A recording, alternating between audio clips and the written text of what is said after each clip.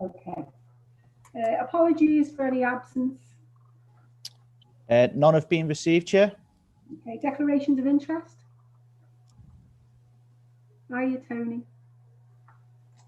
Good evening. No? Okay, so public participation due to COVID-19 pandemic, public participation will be dealt with via the submission of comments or questions to the committee prior to the meeting commencing. Anyone wishing to submit a comment or question to the committee must do so by 5 p.m. on the 23rd of February 21. Have any been put forward? We haven't received any requests, That's Chair. not No. working. Number 4, to confirm the minutes of the Amenity Committee held on the 18th November 2020, members are asked to consider draft minutes pages 1 to 6. Agreed. Do you agree if I sign them? Can we second the accuracy of those minutes then, Chair? Unfortunately, I wasn't at that meeting. Okay. Yeah, I'll move to accurate. And can they be agreed? Agreed. Agreed. Thank you, Chair. Okay, number 5. Amenities Manager Update Committee Resolution members are asked to consider the report pages 7 to 12. Thanks, Alex. Thanks to you, Chair. We have resolved in the past, colleagues, that this report will be a standing agenda item at each Amenities Committee meeting, just to give you an update on the resolutions that you've agreed previously. So I'll just refer you to the appendix on appendices 10, and in the past we have treated this appendix and the resolutions therein by exception. So obviously you can see a number of resolutions have already been completed, and if you want me to, Chair, I'll just pick up those that have been labelled as in progress. Yeah, please. Okay, so your meeting on the 18th of November 2020, you asked the officers where to contact the coach which was used in Winnipeg playing field on a Saturday morning. You may remember this was something that was raised by Councillor McKinley. I did actually visit the site on 2 separate occasions to try and catch the coach with the football kids. Unfortunately, obviously due to COVID and the COVID restriction lockdown, the COVID lockdown I should say, nobody was there when I did go. We have had some kids that have been playing football on there, but I think it's been recreational as opposed to a coaching setup. So when COVID-19 restrictions are lifted, obviously organised sport can take place from the 29th of March. I will be sure to revisit site with a view to trying to have a chat with the coach if he is on site. The second resolution that's still in progress again from that meeting was that Glen Park was to remain closed for a further 4 weeks to complete all work and allowing for reseeding. Colleagues will obviously be aware that we've had a full refurb of the children's play area now within Glen Park. The officers or the grounds maintenance officers have reseeded the play area because it was a lesson learned really from the refurbishment works that we did at KGV, that if we opened the play area too soon, it did tend to turn to mud very, very quickly. So we did reseed the area. We kept the area closed. I must say that we have had a number of complaints from members of the public and inquiries about when it was going to be reopened. And obviously there's a report to that effect later on in your reports back, which we'll be discussing in detail. As things stand, the play area does remain closed. I am happy that the grass is recovered. My officers have put more grass seed down last week just to make sure that the final parts have recovered and we haven't got a quagmire on there. But I'm happy that, as per the report that we'll discuss later, the play area can be reopened. Again, another resolution from your meeting on the 18th of November was that the town clerk was to undertake a financial refresh in order to feed into the budget setting process. We obviously had that meeting on the 27th of January, and the town clerk is making further inroads on that piece of work to be presented at council on in the April meeting. On the 18th of November, there was another resolution regarding the revised assets maintenance plan, which was reviewed by Finance and General Purposes Committee and ultimately full council on the 27th of April. Obviously, one of the arising resolutions from that meeting was that £100,000 would be made available from capital reserves, or reserves, I should say. And one of the resolutions was that officers will come back at the April meeting with a plan about how those reserves were to be spent and how any reserves were to be replenished. Again, that's a piece of work that the town clerk has undertaken. Which brings me nicely onto the resolution that's highlighted on page 12, and I've just spoke about that one. Have colleagues got any questions around those resolutions? Any questions? No, no. I think everyone's indicating no. Right. Agreed. Obviously, the recommendation is just for that report to be noted, Chair. Okay. Noted. Number 6, I think this is you again, Alex, is it? It is, Chair, yes. Thank you, Chair. So obviously this is the review of 2021 grounds maintenance operations and proposed operations for 21-22. It is quite a lengthy report, and as you can see, there's quite a lengthy appendix within the report. But I just thought it was important really to highlight the fantastic work of our grounds maintenance operatives and to really, home in on the fantastic work that they're doing and the improvements that have been made statewide. I think it's fair to say that 2020-21 has been an exceptional year for all the wrong reasons. Obviously, our grounds maintenance operations were significantly impacted because of COVID-19, which did effectively force us into lockdown until May. I think it's fair to say that the team did get back on track with grounds maintenance operations, and certainly, as reported in the September meeting, often surpassed pre-COVID standards, pre-lockdown standards, I should say. I think it is all credit to the grounds maintenance team, the fantastic work that they've been doing throughout the spring, summer, autumn, winter, because it is very much a 4-season job.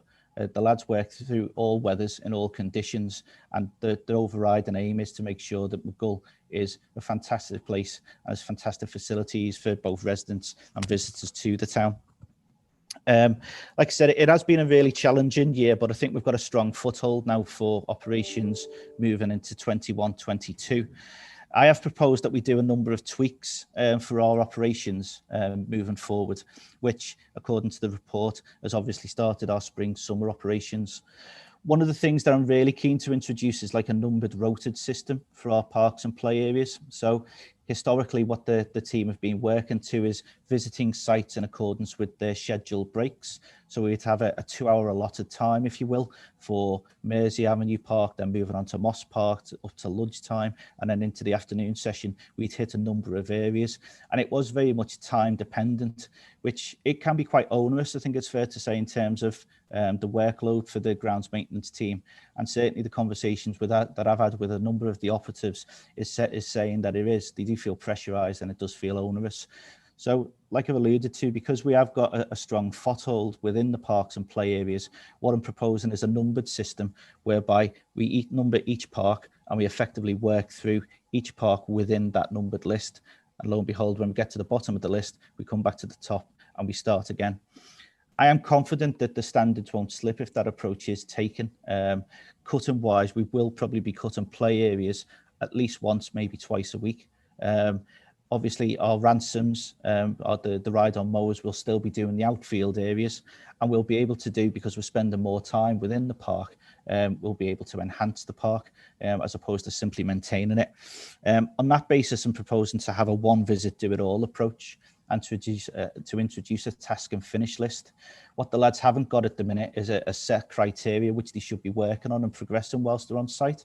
So I'm suggesting that for each individual park, we've got a task list that clearly says the jobs that they're supposed to be doing whilst they're there. And once all those jobs are completed, they can then move on to the next job. I think it gives certainty for the team about how they're actually going to be working. It gives certainty for you as councillors as to the jobs that are needed. And it gives certainty for any residents for that make any calls as to what jobs needed to be completed and when they've been completed. So it does give greater clarity from an operational perspective.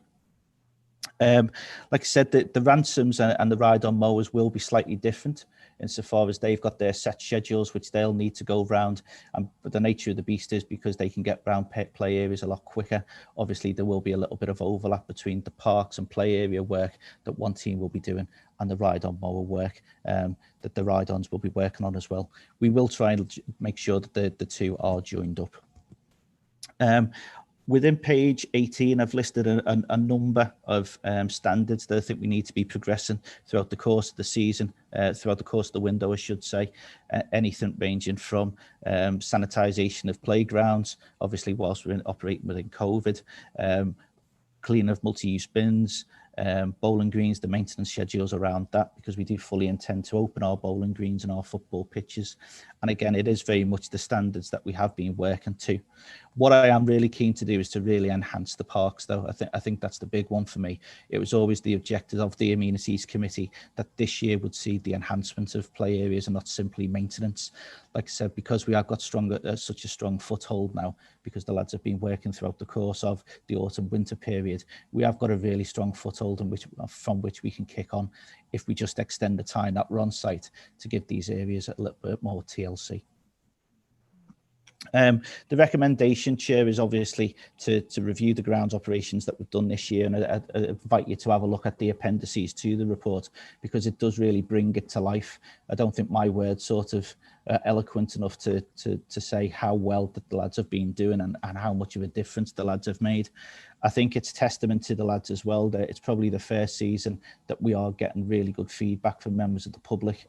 I just draw your attention to page 23, who was a resident around Ballswood, who said, "Thank you for all the work that you have done at Ballswood. The park is transformed. The team does not stop working, and you've made me feel really happy in these testing times." I think that is a really good testament to the hard work of the team.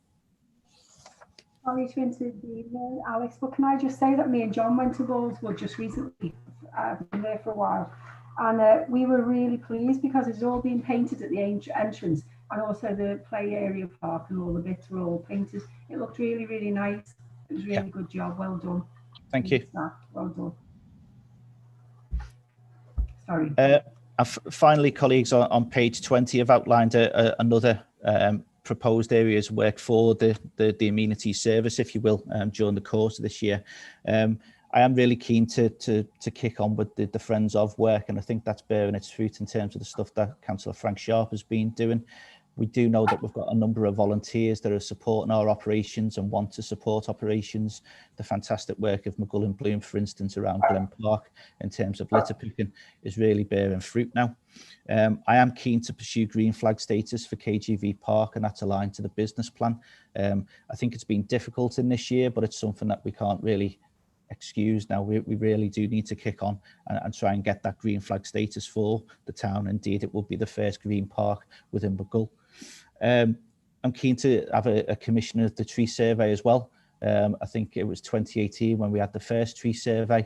Obviously, one of the recommendations therein was to do an annual survey of our trees. So it obviously places the council at a risk if we're not doing a regular check of our trees. A link to that, I'm keen for our staff to be trained up in tree identification and health of the trees to sort of supplement that commissioning.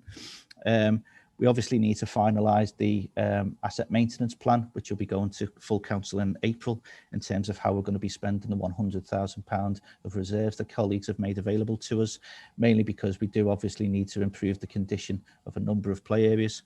I'm really keen to work with Merseyside Police, obviously our continued efforts to reduce antisocial behaviour. Unfortunately, despite the work of the officers, we do still have vandalism within our parks, and if we can have any interventions there, positive interventions that will see a reduction in that, then great. I think it's fair to say we have made inroads in that. We are working closer with Merseyside Police. We have got the PCSO's numbers, and when anything does come to light, we obviously feed that back. So we have got that good relationship as things stand, but obviously there could be improvements. And the final thing that I think we need to focus on, again, tying in with the business plan, is the procurement of a new fleet of vehicles. I think it's fair to say that the vehicles are aging. We are working with Knowsley Council to improve our procurement. I am keen to promote the green agenda as well. So if we can get vehicles of a green nature going all electric, great. But there is a work area that I am really keen to progress. Does everyone agree with those? Any questions? Pat? Thanks, Yvonne. Alex, item 1, the proposed further work for 21-22, working with the Friends of Maghull District. It's a great kind of development, this, and I think a lot of it's been driven by Frank, to be honest with you, and good on him, with support of others. I think what we need to do now is start looking at this in a more kind of structured way, because I am conscious that we had a manifesto, and from the manifesto we've got a business plan, which is turned into a strategy for the parks and so on and so forth. And I think we're at that point now where we need to recognise the efforts of not just the council, but the contribution other groups have made in a more formal way, if you like, even if it's just reporting. Like, I asked Frank who the Friends of Maghull District were, because I don't know who they are, and he rattled off a number of names, which is, it's great. I mean, I'm not being critical in any way, shape, or form, but I think in terms from our point of view, we need to know kind of, what we're developing and who's helping us develop it. For example, I've been kind of pursuing some 106 funding for Frank, a request from Frank from Days Lane to put trees on Days Lane, a number of quite mature trees. And I don't know whether you know about this or not. So what I'm saying is everything needs to be joined up a lot more than it has been. And that's not being critical. It's just the way things evolve. But what I'd like you to think about is a more structured approach to reporting who's doing what in the parks and who the friends of are, basically. Thanks. Oh, the other thing, Alex, and I'm not sure whether it fits into the amenities report, but one of the key things, and I mentioned this the other week, the notice boards across the town are a very public reflection of, I suppose, what the council's doing or not. And they were in a pretty poor state of organisation. And I did feed this back to you, so it's no surprise to you that I was very disappointed to look at some of the notices were like 8 months, 10 months, 12 months out of date. And the posters were still up for the vote for option 6. So it doesn't reflect very well on us, that. So what I'd like to see going forward is built into some kind of schedule by whoever's responsibility it is to say the notice boards will be replenished every month and updated information on meetings and so on put into the notice boards, because it's not happening at the moment. And that's a way of communicating with the residents. So there's 2 things there, Alex. Thanks. Okay, does everybody agree to note it? Agreed. Okay. Agreed, yeah. No, Agreed. Sorry, Chair. I'd like Alex to come back with a response on that one, Okay. on the 2 issues I've raised. Sorry, Chair, I didn't want to interrupt you there by coming back to Councillor McKinley. In terms of the first comment from from Councillor McKinley, yeah, that by all means we can get a report together about who's doing what and where they're doing. I think before COVID hit us, we were developing the volunteer groups. We did, and they initially were started because people were frustrated, I think it's fair to say, about the condition of some of the parks, more frustrated about vandalism that was taking place in the park.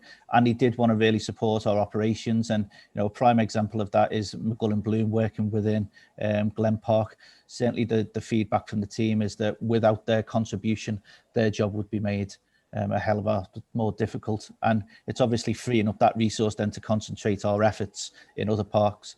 I do know, having spoken with Maghull and Bloom colleagues, that they're keen to do work within Dodds Park. So I know that wildflower meadows have been mentioned at the entrance of Dodds Park towards the piggeries. And also they're keen to start doing some litter picking work within Ballswood as well. I've spoken informally with a number of dog walkers that use Bullswood regularly, who do already undertake their litter picking and cleaning up dog mess. That's quite an informal thing, and I think that's mainly because they're out doing the dog walking. They don't necessarily want to be tied in as a group, if you will. It's just something that they're making an individual contribution towards, and they're quite happy for that informal arrangement to continue. I think that being said, we do need, as Councillor McKinley suggested, a bit of an idea about who's doing what, where, and how they are supporting our operations. So I'd be more than willing to bring that back at a future meeting, Councillor. Okay. The second point in terms of the notice boards, yes, absolutely. I think if we went back to the review that Chris Rowley did for us, the organisational review, one of the things that he mentioned was the lack of signage within our parks didn't give parks a clear identity. And although we've got the notice boards that has got Maghull Town Council blazoned all over it, if they're not cleaned down regularly, if they're not updated, information isn't updated regularly, then it is a little bit of an eyesore for the town, particularly because it is a front-facing way that we engage with the public. So I know, having spoken to the grounds maintenance staff, we have cleaned the notice boards down. I think it is just incorporating that that refresh, if you will, of information within notice boards within our normal schedules. G4S colleagues did put information in there, obviously council meetings, etc.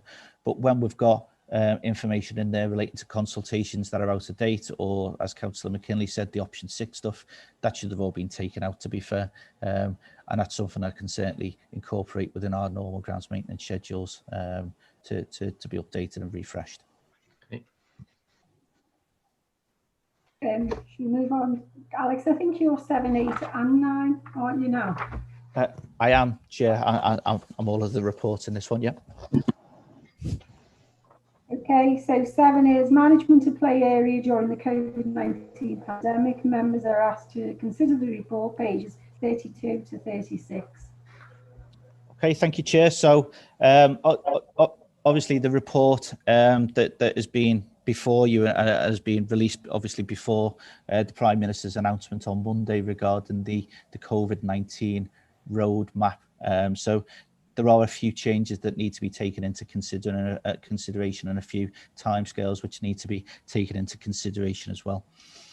I think it's fair to say throughout the COVID-19 pandemic that we as officers have done our best to implement all government guidance. The guidance has received some criticism, I think it's fair to say, from some quarters, like the Society of Local Council Clerks, NALC, North West Play Officer Group, mainly because certainly the first iteration of the guidance was too onerous and there wasn't that clarity about what we as playground providers need to do.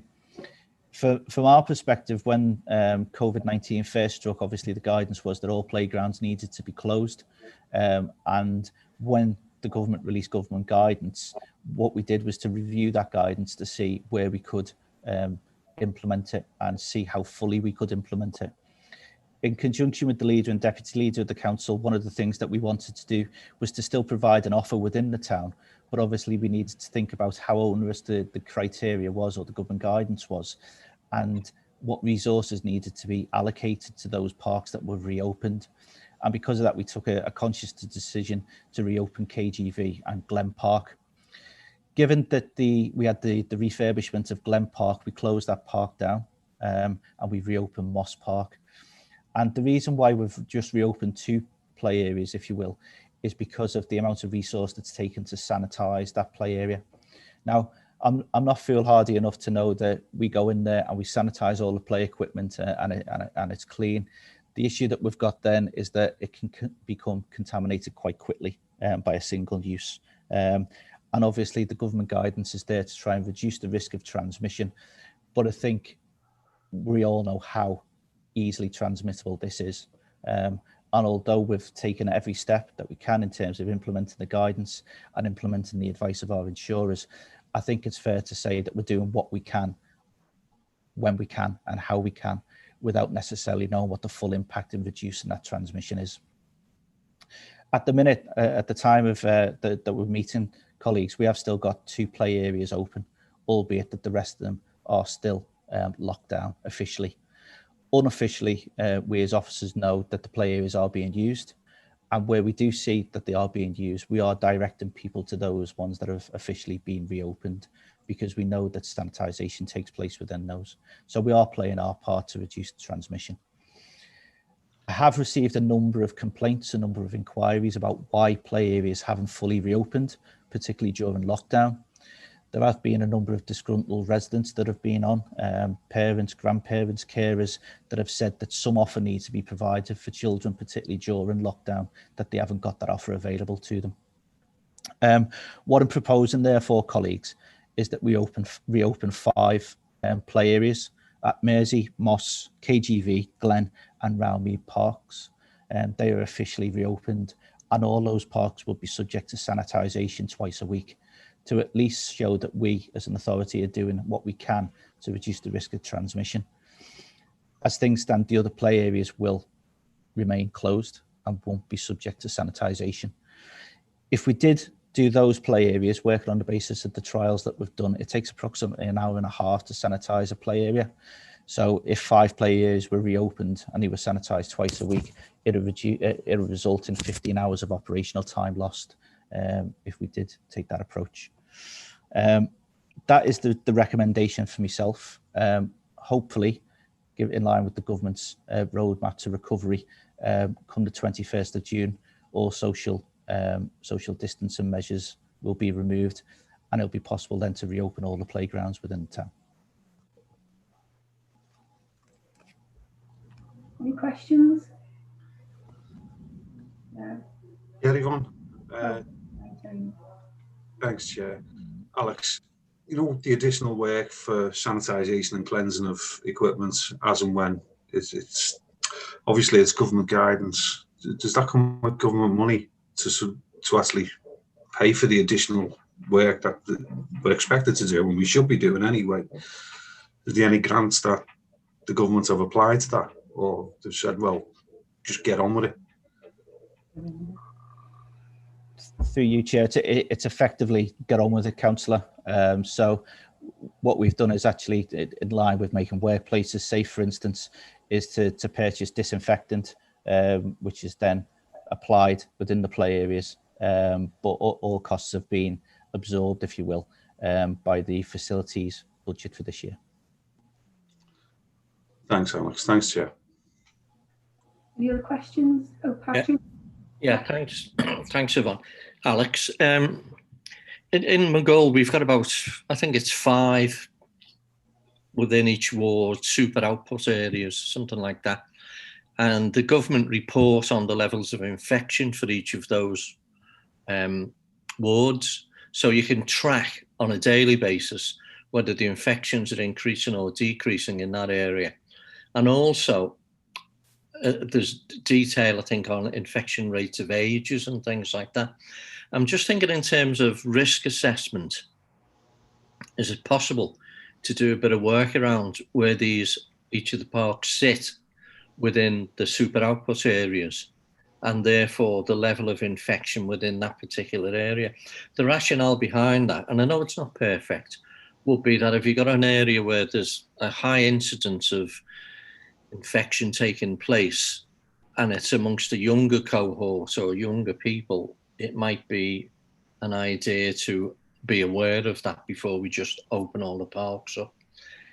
I know it's a bit of work, but it's because we don't know, do we, whether or not opening the parks up is going to, you know, make the transmission of this horrible disease easier. Thanks. Again, through you, Chair, I'm not aware of that work, Councillor. Certainly, if it was a case of having those lower super output areas, we can certainly map it to the location of our parks to see what the infection rates are. So, if I had a list of those LSOAs, I'd be more than happy to reconcile that up with the location of the park. You've just got, sorry, Alex, you've just got to go into the government. I can't remember what it's called, but it's like on the government website, and it gives you the infection rates by super output area. Okay. In the goal, and you can tell, and it gives you an indication of whether it's increasing or decreasing and by what percentage. So it might be interesting to have a look at that, and okay. also very helpful. Can I just come in there, please, Alex? That's a good idea, Patrick. But basically, it's a bit of a worry closing the parks anyway. When we have to close the parks, or we do have to close them to keep them closed because of infection. So I would suggest that maybe if you do find that area in that particular park, that you either put it on the website telling people so they can check. These parks are due down to checking that there is a high risk of infection in that area, rather than just closing them. Or you put a sign up or somewhere to relate this to the people of Maghull, the residents, because if you go into the park, it's not worse than dragging your kids there from play school or school than finding out that it's closed and you don't know why. And it's already upsetting. So it would be highly recommended that you tell them why you're doing it. Is that okay? Or does that sound too invasive? No, it's just using data, isn't it, to feed into our operations about whether we open or close. I think it has been a frustration for residents and visitors, because obviously we are getting more people coming into the town now trying to use the play equipment. I think what we try and do is to put signage up to say why a play area is closed. The issue is that it doesn't take too long for those signs to be pulled down. So obviously, we can be there on a Monday, put the signage up, and then Monday afternoon or Monday morning, whatever, the signage is taken down, and then it looks as though we're not communicating with people. But you could also report somebody saying that it's on the website, council website. Sorry, Jonathan. Just to say, I think it's NHS Digital that you're referring to. Just had a quick look, because I'd seen it in the past. I think that's what Patrick's referring to. Okay, I'll certainly look into that one, colleagues. Yeah. Got any other questions? No, move on.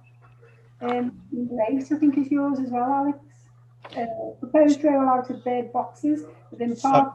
Sorry, Chair, can I just confirm the resolutions that you want to make in line with that previous report? Okay, so what's the resolutions? Patrick, do you want to move on that? Yeah. Are we just moving the recommendations? Yeah. Yes. So effectively, Chair, are you happy for those 5 play areas to be reopened and subject to our sanitisation and putting the signs up? What we've said about doing a bit more analysis. Yeah. Yeah. Okay. We move on now. Yeah. Everyone vote. Are you agreed? Agreed. Agreed. Agreed. Oh. Item 8, Alex again. I'll try again. So I think this is yours. And it's proposed rollout of bird boxes within parks and open spaces.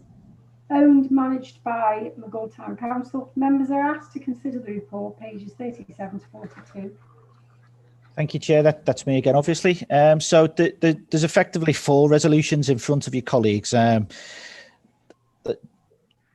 I suppose this piece of work came from colleagues again with Maghull and Bloom, who've been working closely with Bootle Tool Sheds, which is a registered charity operating out of Bootle, albeit that a number of their members are actually from Maghull and Lydiate.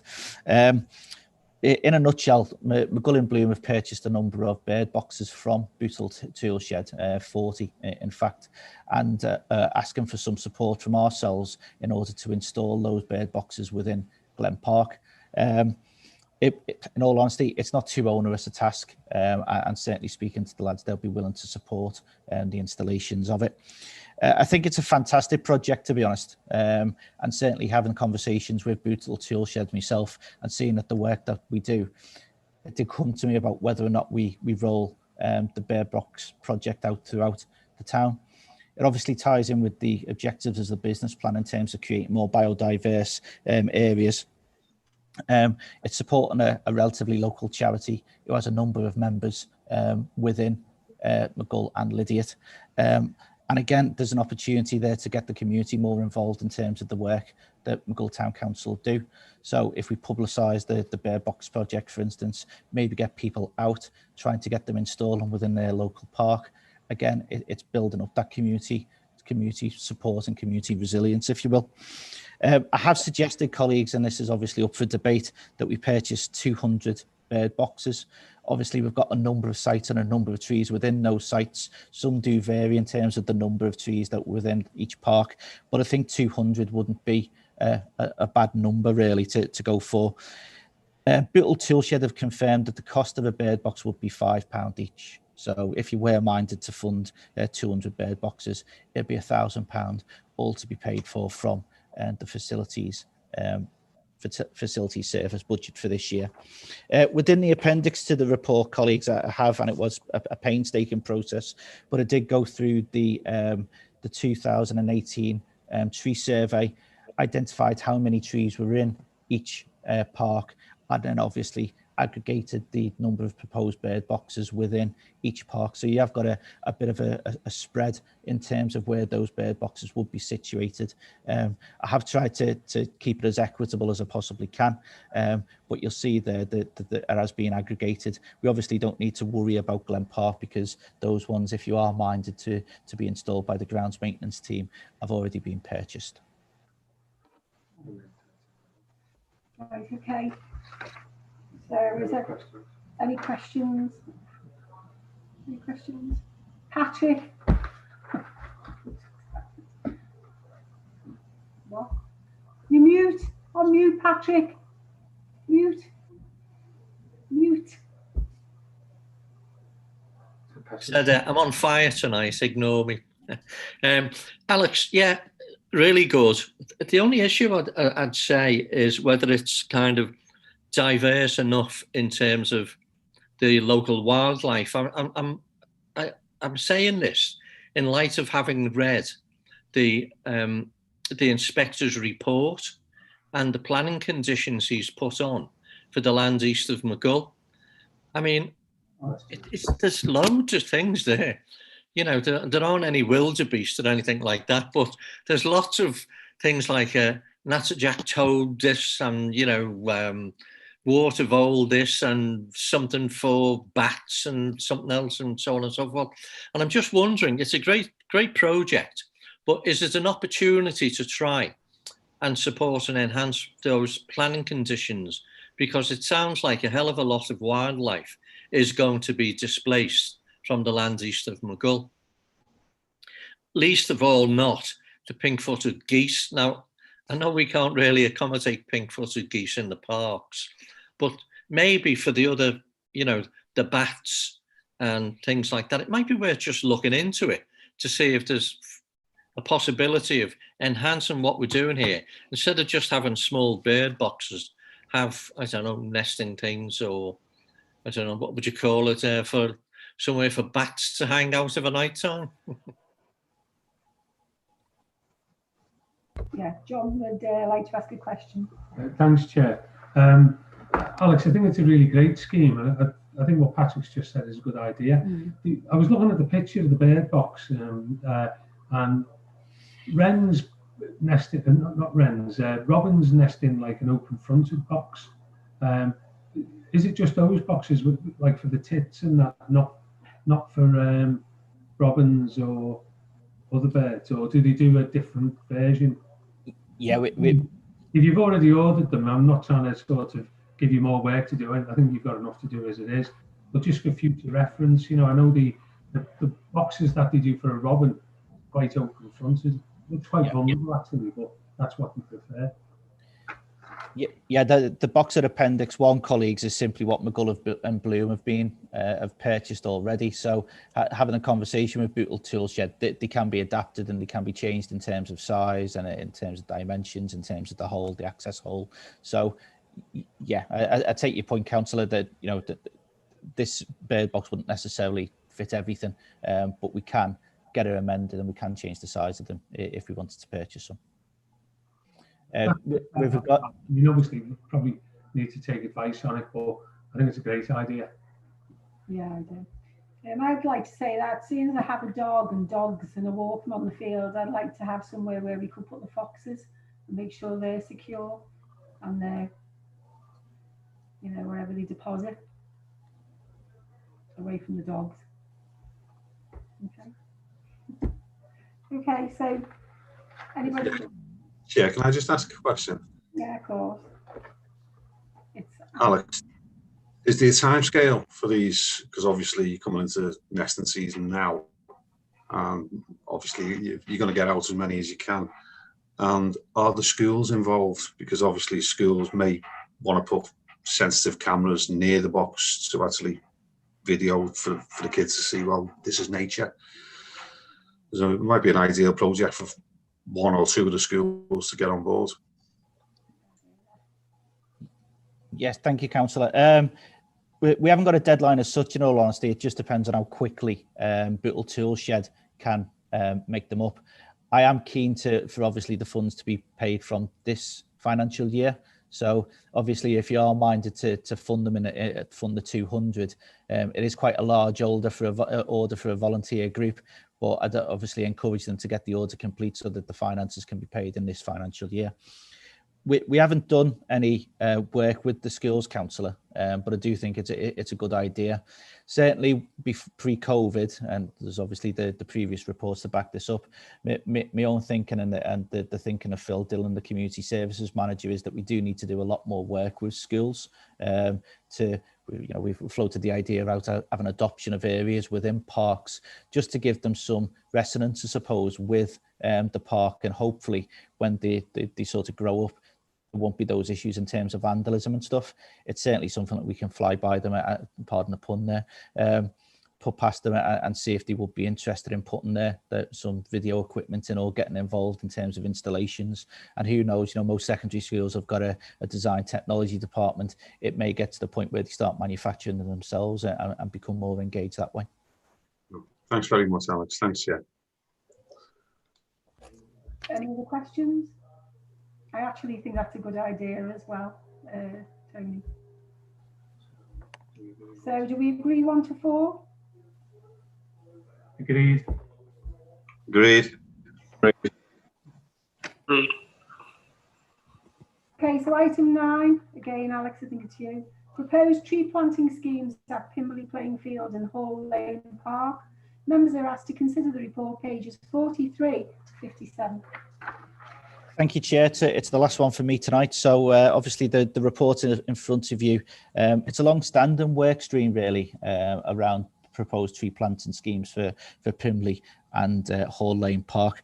It's something that follows on from a presentation from our colleagues within Mersey Forest, going way back to September, from which he resolved that I as an officer would obviously continue to work with Mersey Forest in the development of planting schemes. At not just this site, but town-wide, really. One of the things that you've previously committed to, colleagues, is that for those trees that were felled as part of the 2018 tree survey, you'd replace those trees, or certainly have replacement trees within the town. And one of the things that myself, Ben, and Councillor Frank Sharp have all been trying to progress is what those schemes could be. The schemes in front of you are effectively woodland area schemes, for which Mersey Forest can provide a grant to Maghull Town Council in the tune of £9,300 to cover the cost of planting trees, fencing costs associated with it, and some other consumables as well, which would contribute towards the planting of the trees. The schemes that myself, Ben from Mersey Forest and Councillor Sharp came up with, they're effectively at 2 sites and number 5 in total. And on that basis, we went out to consultation with residents of Bridge Road, I should say, and Fieldway, basically the flank Pimbley playing field. We sent the consultation out on, if you bear with me a second, on the 4th of February, and requested that the residents come back to us with their objections, with their views by the, if you bear with me a sec, councillors. Just trying to read the report.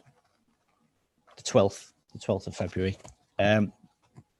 Following our engagement, we had 6 contacts from residents of Bridge Road and Fieldway. That was an email contact or telephone contact. 2 of those contactees were in favour of the proposals as was presented. 2 of them were against, and 2 of them were neither for nor against. They just wanted to either say, well, yeah, we think it's a good idea, but we're not fully in support, or just wanted some clarification about what the schemes were about. By far the biggest issue that we had with regards to the schemes was voiced, I think it's fair to say, from a resident of Bridge Road purporting to represent the views of all residents on that road, that said because of the scheme to the rear of properties on Bridge Road and the plans to remove bramble to the rear of those properties, there was an increased security risk for those residents that they were objecting to. In addition, they also objected to trees being planted to the rear of the property. Sorry, colleagues, this is all on pages 47 and 48 of the report. They also objected to trees being planted to the rear of the property because of the potential for the trees to grow, block out light, obviously spoil the views into Hall Lane Park itself. And on that basis, there was a number of objections to it. Again, I have stated that within the report. I'm just minded to sort of bear that information in mind and consider the amount of weight that you can give to that. Although I can confirm that I did have a meeting with the residents and certainly the petition that he put forward was signed, no formal petition has been lodged to the Town Council. Although there was a letter presented at the same meeting, again purporting to represent the views of the residents, there was no signature attached to the bottom of it, and to date nothing has been submitted formally to the Town Council. I think I'd err though if I didn't obviously inform you that that was what has happened on the back of that consultation. I did speak to the resident and I've spoken to councillors regarding the objections, and one of the things that myself, Councillor Sharp and Ben from Mersey Forest have said is, rather than having animosity and confrontation with the residents, do we simply move the scheme elsewhere, and the proposed scheme elsewhere? And we thought that was probably the most prudent view, in all honesty, and the most practical view, pragmatic view to take. So on that basis, we've proposed, as shown in Appendix 6, that we move that scheme from the rear of Bridge Road to the boundary of Hall Lane. It's near to the existing entrance to the park, to effectively create and expand the wooded area by where the existing wooded area is on Hall Lane. I think that's a win-win, really. It builds on what's already there, and it also appeases, to a degree, the residents of Bridge Road, because, like I said, there was quite strong opposition to the scheme going ahead there. I'm more than happy to go through each scheme if you wish, Chair, or if you're happy to approve as is in front of you. Yeah, well, that's up to the members, really. Do they want to go through? I was going to ask, because I'm aware there's been a little bit of concern expressed even in recent days. Is there any way that we could get out what the plans are, like on social media or anything like that? We can do, Councillor, yes, by all means. Are you saying if the schemes are approved? Yeah, but by all means, and obviously what I'd be keen to do is to do a follow-up letter to the residents, just to close the loop, if you will, to say that we have engaged with you, we've sought your views. You would be doing, when would you be doing that sort of? Well, it was going to bring me on to one of my other points, that obviously the recommendation is for the recommendations or the resolutions to be implemented immediately. And it is quite timely, really, because one of the things that we're sort of up against is the changeable conditions for planting. Mm-hmm. So as the report states, we've already been in touch with a number of contractors, and the go button hasn't been pressed. But preempting your decision, if you will, we have got a number of things lined up. So a contractor to take away bramble, for instance, a fencing contractor lined up. My team are lined up in terms of the weed spraying that's needed for the grass. We give it a couple of weeks, and obviously then the planting can go ahead. So I'm keen, if colleagues are minded to have resolved tonight to the schemes and approve the schemes, I'm keen for those things to happen quite quickly. And they're not sort of dependent on each other. So there's no reason why, for instance, the spraying couldn't take place at the same time as the fencing to speed the process up. I'm just conscious, really, given the time constraints with the bird nesting season as well, particularly if we are removing brambles, that these are the things that need to be actioned quite quickly. Because the last thing we want is for the scheme to go ahead and for it to be approved by yourselves, and for to be outraged that works are being completed during a recognised bird nesting season. Councillor John wants to speak.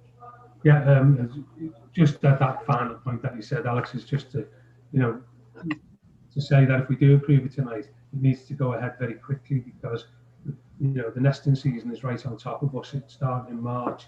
It's probably a good time to start now, because a lot of like the hedgehogs and things that are in the brambles, which are now waking up and on the move. Yeah. So they're not hibernating. So it's sort of in between, the hedgehogs hibernating and the birds starting to nest. So you've got, if we approve it, it's got to get on. Absolutely. Yeah, absolutely. Anybody else got any questions? No? So Alex, can I just add to that? When the guy does clear the brambles, can we make sure that beforehand that the guys do a check for hibernating or any early nesting birds, etc., like we did last time? I know they'll do it anyway, but if we could just reinforce that, because we will get some pushback from some residents, as we always do. Yes, absolutely. Okay, so nobody's got any questions now. So did you want to speak, Anne? Sorry, Yvonne. Yeah. Any removal of the brambles, is there any security at risk to residents who've had the brambles for many years and use them as a security issue? No. Can I answer that one, Alex? Tony, there was originally an issue with the residents on Bridge Road. Myself and Alex met with them and Angela, and basically we agreed with what they were saying. So the location of the planting at the rear of the houses was moved to the south of the park, or to the west of the park, I think it is, down on the Hall Lane side where there are no houses. So the brambles will stay in situ at the back of the houses. All the other planting areas are away from houses, so there are no security implications. There would have been if we'd have gone ahead with the original scheme, but with Alex consulted the residents and we listened to them and we did what he said. So I'm sure Alex will reiterate that. Brilliant. Sounds good. Sounds good. Okay. So can we move to agree the questions 1 to 5? Agreed. Agreed. Okay. Yeah. So I think it's me, Chair's report. And basically, very good news really to say that Janet Close was a wasteland and it's sold today. Moorhay Shops, the planning scheme to actually build parking spaces outside the shops, that's also been started. When it's going to finish, I don't know, but it has started. And the land east of Maghull, the inspector's report, is available on the Town Council's website. That's me, done. Any questions? Quite a good sale for Janet Close. Made up. Yeah, Patrick? You muted? Patrick? Yeah, I'm unmuted now. Yeah, the last item you mentioned there, Yvonne, the lands east of Maghull, the inspector's report. This is probably the biggest thing that's going to affect Maghull for the next 15 years or so. So ideally, we wanted the developers to build a haul road across the site, and that way there would have been no kind of disruption to any residents whatsoever. However, for whatever reason, business reasons, the developers falling out with each other, they chose not to go down this route. So in a way, we went through hell and high, well, we have done for the last 7 years, really, been through hell and high water over this. And at the end of the day, there was no way we were going to actually be able to stop the developments because of planning law. It's heavily weighted against communities in favour of developers. However, I think it's worth noting that in terms of protecting the residents of Maghull, because there will be no heavy wagons going through the west through the residential roads, is a massive, massive win for the town council. And it cannot be overestimated how the kind of input to the town council has made such a difference. So in many ways, I mean, it's like a David versus Goliath. And I'm glad to say that at the end of the day, we did our job and we've protected the residents who elected us to do just that. Thank you. I'd second that, Patrick. That was brilliant work done by all of you. Well done. Particularly you and John, I think. Everybody else as well. Okay, so that's it, the end of the meeting, and thanks everyone for coming and listening. Oh, Yvonne, can I just mention that today we took delivery of the living Christmas tree, and Alex's team dug a hole and it was duly planted at the edge, at the entrance to KGV Park. So it's only quite small this year. It's about, what, Alex, about 5-6 foot? About 6 foot, yeah. About 6 foot, but it looks in a good shape and it will grow. So just thought I'd mention that. So if you're passing KGV Park, you might see our living Christmas tree, which is what councillors voted on. I think, was it finance and general purposes to have a living Christmas tree. So it has been delivered and it will be there for Christmas 2021. Just thought I'd report that. And thanks to Alex's team for digging the hole. We bought a living tree and put it in our back garden in a pot. And I'm just going to wait and see how big that goes. Probably above the garden and past the park. That's lovely. Thank you for that. Okay, so come to close. Anybody else? Anything else? No. Good night, everyone. Good night. Thank you, Chair.